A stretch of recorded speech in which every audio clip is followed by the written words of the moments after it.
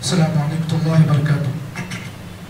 الحمدللہ والصلاة والسلام علی رسول اللہ نبینا محمد وعلی آلہ وصحبہ ومن والاه۔ وعن عبد الله بن عمرو بن العاص رضی اللہ تعالی عنہ قال قال رسول الله صلی اللہ علیہ وسلم ليس الواصل بالمكافئ ولكن الواصي الذي إذا قطعت رحمه وصلها، رواه البخاری ومسلم۔ حضرت عبداللہ بن عمرو بن العاص رضی اللہ تعالیٰ عنہما کی حدیث آپ کے سامنے پڑھی گئی۔ گزشتہ درس میں آپ کے سامنے ماں باپ کے ساتھ حسن سلوک کے سلسلے میں حدیثوں کو پیش کیا گیا۔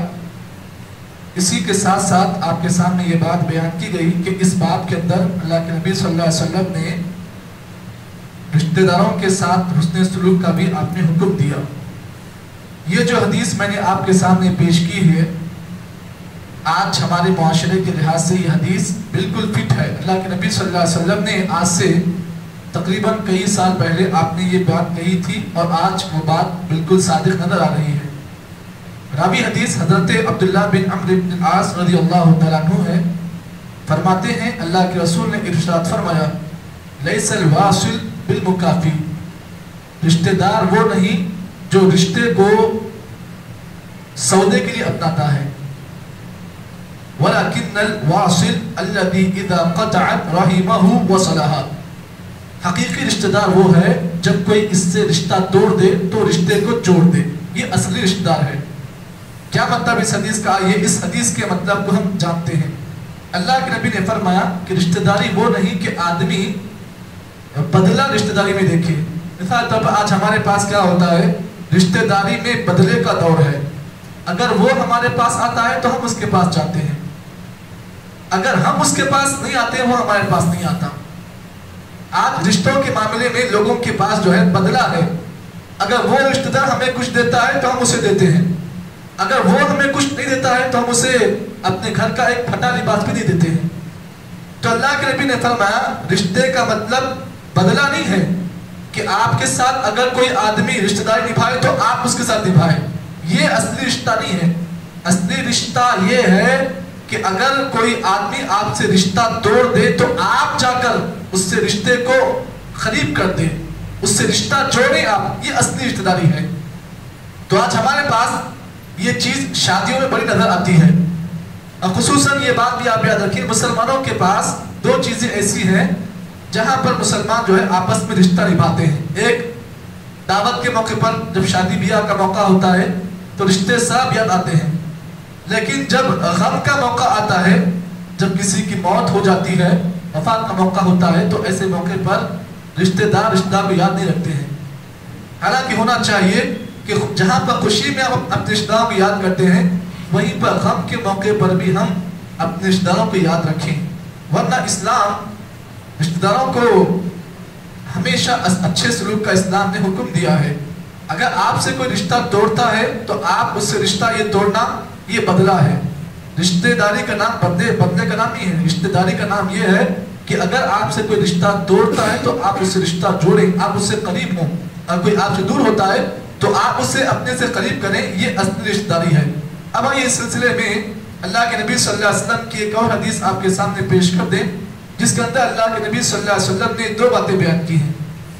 اگر کوئی آدمی یہ چاہتا ہے کہ اس کا گھر آباد ہو، اگر کوئی آدمی یہ چاہتا ہے کہ اس کی عمر میں اضافہ ہو، تو اللہ کے نبی نے دو کام کرنے کا حکم دیا ہے۔ نبی اکرم صلی اللہ علیہ وسلم نے فرمایا صلۃ الرحم یعمران الدیار ویزیدان فی العمر، نبی نے فرمایا رشتہ داری کو نبھانا، رشتہ جوڑنا، یہ گھروں کو آباد کرتا ہے۔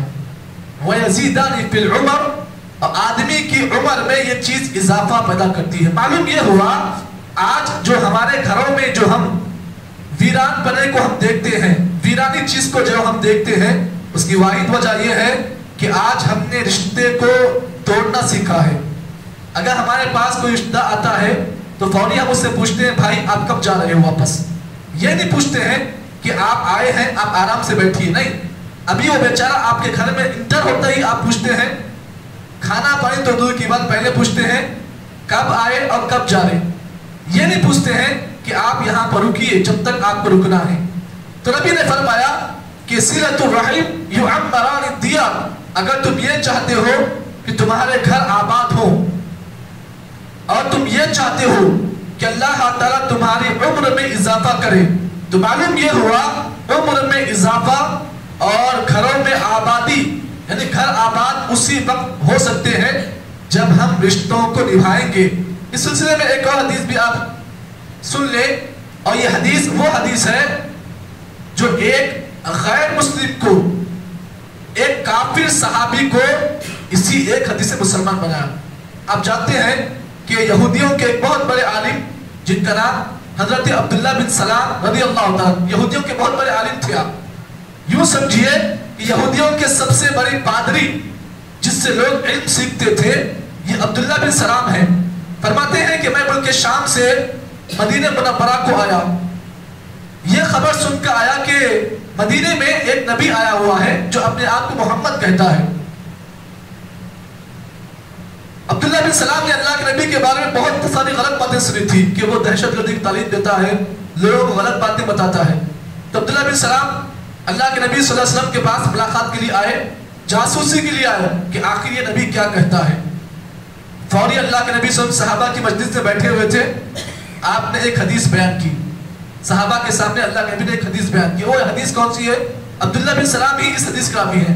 فرماتے ہیں نبی اکرم صلی اللہ علیہ وسلم نے فرمایا یا ایھا الناس افشوا السلام واطعموا الطعام وصلوا الارحام وصلوا باللیل والناس نیام تدخلوا جنت ربکم بسلام. نبی اکرم صلی اللہ علیہ وسلم نے ایسے ہی صحابہ بیٹھے ہوئے تھے، آپ نے صحابہ کو نصیحت کرتے ہوئے فرمایا یا ایھا الناس، اے میرے صحابہ، اے لوگو، افشوا السلام، سلام کو عام کرو، سلام کو پھیلاؤ، واطعموا الطعام، لوگوں کو کھانا کھلاؤ، وصلوا الارحام، رشتہ داری کو نبھاؤ، وصلوا باللیل، تہجد کی نماز پڑھو اس وقت جبکہ لوگ رات میں اپنے بستروں پر آرام کرتے ہو.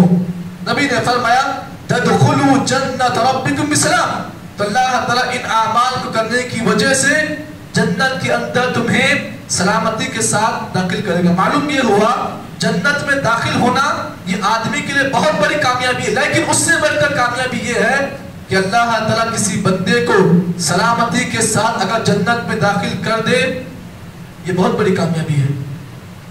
کیونکہ جنت بغیر سلامتی کے ملنے والی نہیں ہے. جنت کو پانے کے لیے آپ کو تکلیفیں اٹھانی پڑے گی، پل صراط کو طے کرنا پڑے گا، تب جا کر جنت ملنے والی ہے. آپ کو بنا پل صراط کے کسی بھی انسان کو نہ جنت ملنے والی ہے نہ جہنم ملنے والی ہے. اگر آپ یہ چاہتے ہو کہ آپ کے پل صراط کا راستہ آسانی کے ساتھ حل ہو، اگر آپ یہ چاہتے ہو کہ آپ سلامتی کے ساتھ بنا تکلیف کے اگر جنت میں چاہتے ہو، نبی نے یہ جو 4 باتیں بیان کی ہیں اس پر عمل کر لو. قسم اللہ تعالیٰ کی جنت کے اندر اللہ تعالیٰ سلامتی کے ساتھ اس مرد کو، اس عورت کو داخل کرے گا. اللہ سے دعا ہے کہ اللہ تعالیٰ مجھے اور آپ کو جتنی باتیں بیان کی گئی ہیں صحیح معنی میں عمل توفیق عطا فرمائے. سبحان اللہ بحمدہ، سبحانک اللہم وبحمدک، نشہد ان لا الہ الا انت، نستغفرک ونتوب الیک.